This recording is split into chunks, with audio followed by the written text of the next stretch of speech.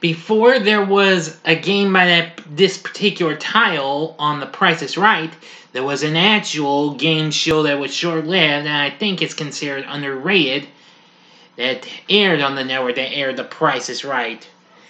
From 1978, I'm about to talk about Pass the Buck with the late great Bill Cullen, today on the Wide World of Game Shows.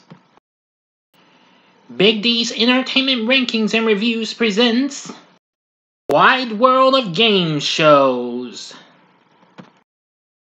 Greetings, my fellow YouTubers. My name's Doyle, better known to you as the Big D. This, of course, is Big D's Entertainment Rankings and Reviews, and it's time for the latest episode of my Wide World of Game Shows series. Well, there is numerous underrated games. Some of them come from Barry and Enright, some come from Goodson and Tallman, and from the guy who actually created The Price is Right for Goodson and Tallman, Bob Stewart himself. And Bill Cullen's hosted some of these here games, including 3-on Match, which did pretty well. He also hosted a short-lived Winning Streak, which was in a way a precursor to Blockbusters. And let's see. And, well, he also hosted the primetime syndicated version of the Pyramid game. But there was this one game he hosted that I know was short-lived, and it's kind of underrated in my book.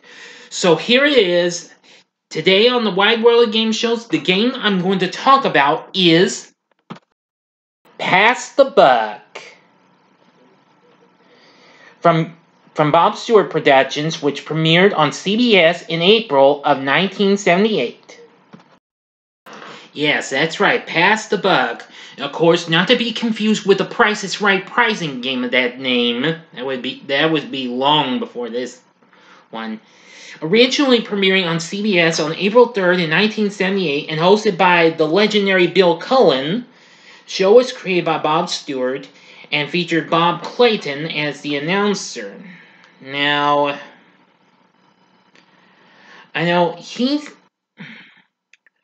was an announcer for various shows. He also was an announcer to the original Concentration back in the 60s and lots of other shows. He'd also go on, well, this wouldn't be the first time Clayton had done the narration for Mr. Stewart's games. He's also done the announcing for the Pyramid games, the earlier years. He also did Blankety Blanks, which is another one, Shoot for the Stars, and, of course, this game, Pass the Buck. Now, what was this game about? I'm glad you asked. Here's how it goes. Now, we start with 4 contestants. They compete to give a list of items that fit into a specific category announced at the beginning of each round. For example, first names with exactly 4 letters, or maybe things that are inflated. The bank for each game started at $100. Each contestant gave one answer at a time, proceeding left to right from the audience's perspective. And $25 was added to the bank for each valid answer. But if by any chance a contestant repeated a previous response or failed to respond within the allotted time or gave a response that the judges deemed invalid, the next contestant in line could eliminate him or her by giving an acceptable answer.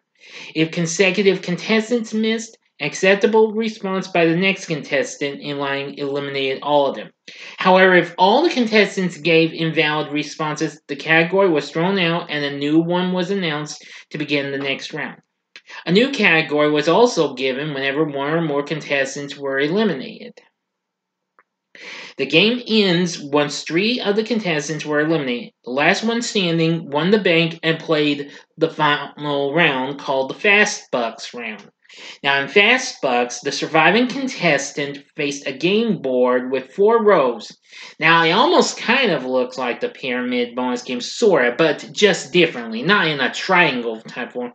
Kind of like a tilted triangle form, like this. Well, sort of like that, you know. Well, you'll know why. You'll know why is if you want to see this game. Anyway, they each have one box on the top row, and each row below it contain one more box. Now, starting on the bottom and working up, a specific category was given, like reference books or U.S. states, and the contestant had 15 seconds, to give as many answers as possible that fit it. The object was to match the answers hidden behind the boxes on any single row. The three eliminated contestants stayed on stage to observe the round as the winner's performance dictated whether or not they could continue playing. As long as the winning contestant matched at least one answer on a row, he or she advanced to the next one and was given a new category. If he or she failed to match any answers, the round ended and he or she is given $100 for every revealed answer. And all four contestants then begin a new game. To earn the championship, the contestant had to either match all the answers on any one row or match at least one answer on each of the four rows. He or she won $5,000 and the other three contestants were eliminated from the show instantly, keeping whatever money they had won. Contestants remained on the show until being eliminated by an opponent's Fast Bucks win or until they reached the $25,000 winnings limit that was enforced for CBS game shows at the time. Now, I've actually seen a little bit of this game show. I had encountered it on Game Show Network before years back. And also, there are some episodes on YouTube as well. Yes, including, maybe one or two I found on Wink Martindale's page, because he's been nice enough to provide us some game shows, not just the ones he hosted. But anyway, yeah. Anyway, but unfortunately, after only 62 episodes were produced and aired, the show got canned instantly in June, at the end of June of that year, June 30th. The show was videotaped during its rerun at the Ed Sullivan Theater in New York City, now the home of The Late Show. And to date, this was the last game show to tape there, as a matter of fact. Originally aired, right at 9 o'clock Central, 10 o'clock Eastern Time, initially for the first 3 weeks before The Price is Right came on, facing reruns of Sanford and Son on NBC, which that happened to have been canceled the previous year. And then, of course, the new addition to the NBC lineup, which was the Goodson Todman produced Card Sharks, would follow. After that, after the show had gotten canceled in June of 78, it was replaced by Tic-Tac-Toe, which I recently did that on my last show. Now, later on, there would be international versions of this as well in the 90s, in Britain and Australia as well, if I'm not mistaken. Okay, no, wait. The Australian version came out in 2000. Sorry about that. But of course, the Australian version's much more different, though, and what have you. And as for the British version, well, I'm trying to have a look.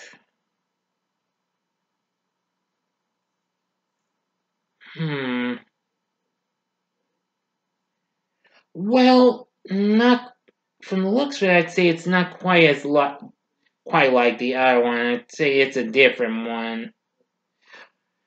But anyway, I'd say you might want to give this maybe a one-time watch if you've never seen this.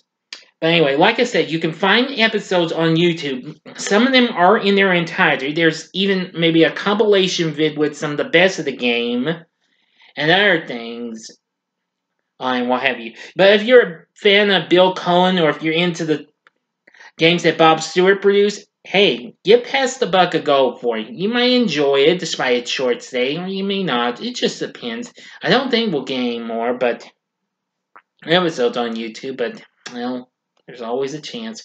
But anyway, yeah. So that's Pass the Buck for you.